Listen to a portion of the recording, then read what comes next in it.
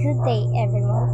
When we talk about identity, it's often framed as a collection of beliefs, traditions, and a shared history.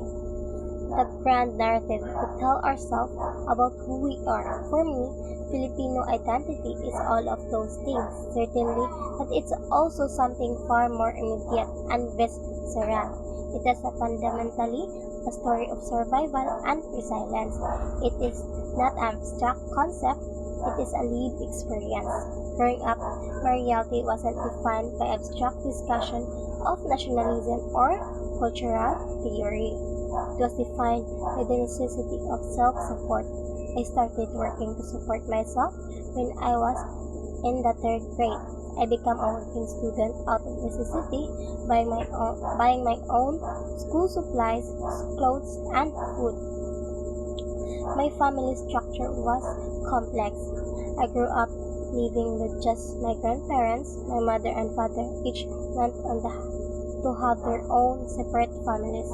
In total, I have 11 siblings, 3 sisters, and 7 brothers, scattered across these different household dynamics.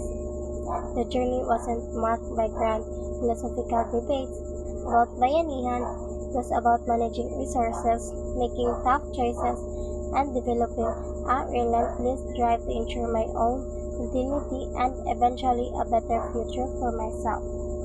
The concept of bayanihan is often idealized as a community lifting a house with smiles and songs.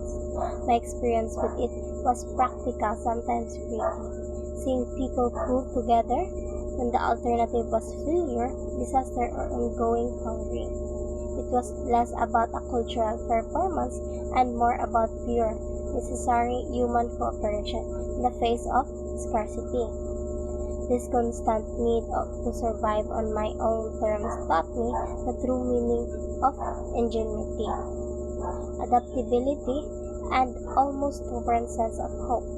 These aren't just abstract virtues listed in a psychology textbook. They are the very tools I use to build a path toward education, toward this stage today. Every obstacle I navigate becomes a lesson in problem solving, a lesson in self-reliance, and crucially, a lesson in the power of an unfinished story. The belief that my current chapter was not my final destination. And this brings me to my future role as an educator. This deeply personal, deep Filipino identity shapes my entire outlook on teaching and learning.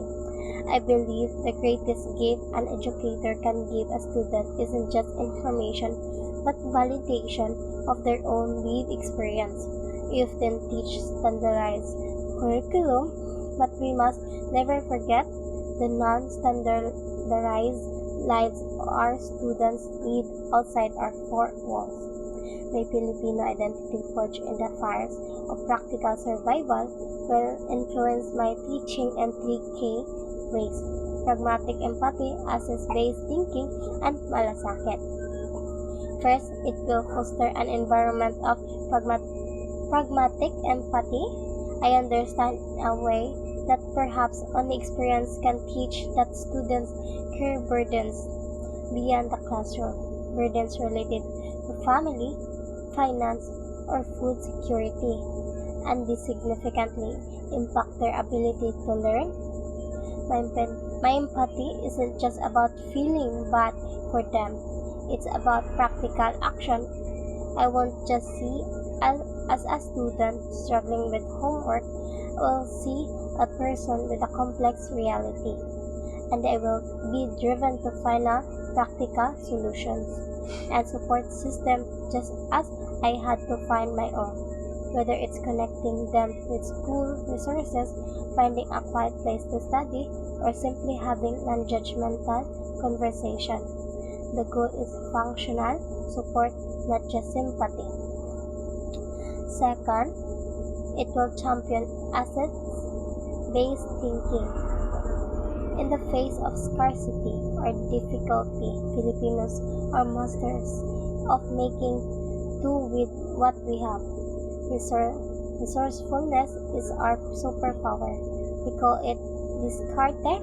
As an educator, I'll look at every student not through the lens of what they lack, what they can do, what resources they don't have at home, but through the lens of the incredible strength, ingenuity, and resilience they already possess. A student who has navigated a complex home life might have incredible emotional intelligence. A student who works after school might have superior time management skills. We will identify and build on those existing assets. And third, I will emphasize malasakit, a deep care and genuine concerns for others. This isn't just about being a nice teacher who smiles a lot. It's about a profound investment in my students' success, seeing their potential as a shared responsibility, a community effort, much like surviving a challenge together. Malasakit means I will go to the extra mile, stay late, or rethink my entire approach. If it means a student can succeed, it is the communal lifting of the house applied to a student's future. My identity isn't just about where I come from. It's a compass for where I'm going. My future of surviving to support myself has equipped me not just with academic knowledge, but a profound purpose. It has instilled in me a deep understanding of the human spirit capacity to overcome. I stand here today as a testament to Filipino resilience, the product of countless moments of quiet ingenuity and sheer willpower.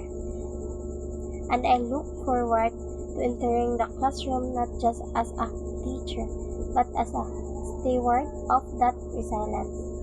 I am ready to nurture that same strength, ingenuity, and hope in the next generation. One survival story, one success story at a time. Thank you very much.